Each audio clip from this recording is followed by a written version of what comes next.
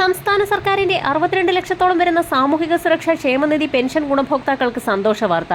ഗുണഭോക്താക്കൾക്ക് October November മാസങ്ങളിൽ കൂടുതൽ ആനുകൂല്യങ്ങൾ എത്തിച്ചേരും. കുടിശ്ശിക ഉൾപ്പെടെയുള്ള ആനുകൂല്യങ്ങൾ വിവിധ ഘട്ടങ്ങളിൽ ആരംഭിക്കുന്ന സാഹചര്യത്തിൽ നാളെ മുതൽ അക്കൗണ്ട് നമ്പറുകൾ നൽകിയിട്ടുള്ള ഗുണഭോക്താക്കൾക്ക് ബാങ്ക് അക്കൗണ്ടുകളിലേക്ക് 24 ലക്ഷത്തോളം വരുന്ന ആളുകൾക്ക് സഹകരണ സംഘം ജീവനക്കാർ വഴി കൈകളിലേക്കും തുക എത്തിച്ചേരും. സാമൂഹിക സുരക്ഷാ പെൻഷൻ ഗുണഭോക്താക്കൾക്ക് പുറമെ സർക്കാർ സഹായത്തോടുകൂടി പെൻഷൻ തുക വിതരണം ചെയ്യുന്ന വിവിധ ക്ഷേമനിധി ബോർഡുകൾ വഴി പെൻഷൻ തുക സ്വീകരിക്കുന്ന ഗുണഭോക്താക്കൾക്കും ഇതോടൊപ്പം തന്നെ ഇന്ദിരാഗാന്ധി ദേശീയ വാർദ്ധക്യകാല പെൻഷനുകൾ, വിധവാ പെൻഷനുകൾ, ഭിന്നശേഷി പെൻഷനുകൾ കൈപ്പറ്റുന്ന 7 ലക്ഷത്തോളം വരുന്ന NSAP വിഭാഗത്തിൽപ്പെടുന്ന പെൻഷൻ ഗുണഭോക്താക്കൾക്ക് കേന്ദ്രവിഹിതം ഉൾപ്പെടെയുള്ള പെൻഷൻ തുക നാളെ മുതൽ എത്തിച്ചേരും. സാമൂഹ്യ സുരക്ഷാ ക്ഷേമനിധി പെൻഷനുകൾ വിതരണം ചെയ്യുന്നതിലേക്കായി 812 കോടി രൂപ അനുവദിച്ചതായി ധനമന്ത്രി KN ബാലഗോപാൽ അറിയിച്ചു. ഇതോടൊപ്പം തന്നെ 8.46 ലക്ഷം പേർക്ക് ദേശീയ പെൻഷൻ പദ്ധതിയിലെ കേന്ദ്രവിഹിതം കേന്ദ്ര സർക്കാരാണ് നൽകേണ്ടത്. ഇതിനാവശ്യമായ 24.21 കോടി രൂപയും സംസ്ഥാനം മുൻകൂർ അടിസ്ഥാനത്തിൽ അനുവദിച്ചതായി ധനവകുപ്പ് വ്യക്തമാക്കി.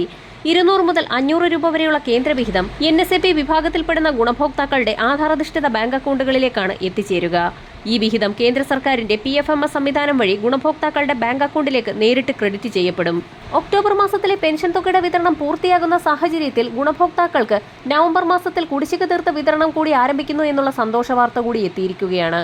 ഒരു ഗഡു പെൻഷൻ കുടിശ്ശികയാണ് ഇനി നിലവിൽ ബാക്കിയുള്ളത്. 1600 രൂപയുടെ ഒരു ഗഡു കുടിശ്ശിക കൂടി തീർത്ത് വിതരണം ചെയ്യുന്നതോടുകൂടി നവംബർ മുതൽ ഗുണഭോക്താക്കൾക്ക് വർദ്ധിപ്പിച്ച പെൻഷൻ തുകയാണ് എത്തിച്ചേരാൻ പോകുന്നതെന്നുള്ള അറിയിപ്പുകൾ കൂടി പുറത്തു വന്നിരിക്കുകയാണ്. ക്ഷേമ പെൻഷൻ തുകയിൽ 200 രൂപയുടെ വർധനവാണ് വരുത്താൻ പോകുന്നത്. നവംബർ മാസം മുതൽ ഗുണഭോക്താക്കൾക്ക് വർദ്ധിപ്പിച്ച പെൻഷൻ തുകയായ 1800 രൂപ വീതം എത്തിച്ചേരുമെന്നുള്ള സന്തോഷ വാർത്ത കൂടി എത്തിയിരിക്കുകയാണ്. സാമ്പത്തികമായി പിന്നോക്കം നിൽക്കുന്ന ആളുകൾക്ക് കൈത്താങ്ങെന്ന നിലയിൽ വാർഷിക വരുമാനം 1 ലക്ഷം രൂപയിൽ കഴിയാത്ത കുടുംബങ്ങൾക്കാണ് പദ്ധതിയുടെ ഗുണഭോക്താക്കളാകാൻ കഴിയുക.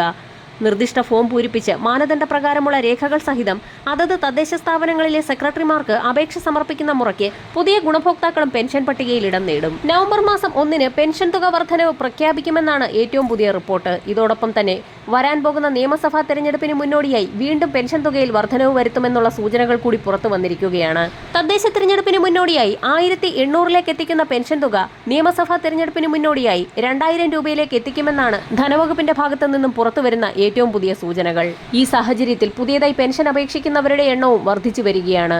അതുകൊണ്ട് തന്നെ ഏറ്റവും അർഹതപ്പെട്ട ആളുകളിലേക്ക് മാത്രം പെൻഷൻ തുക വിതരണം ചെയ്യുന്നതിലേക്കായി വരും ദിവസങ്ങളിൽ കർശനമായ ഭൗതിക സാഹചര്യ പരിശോധനകൾ കൂടി ആരംഭിക്കും.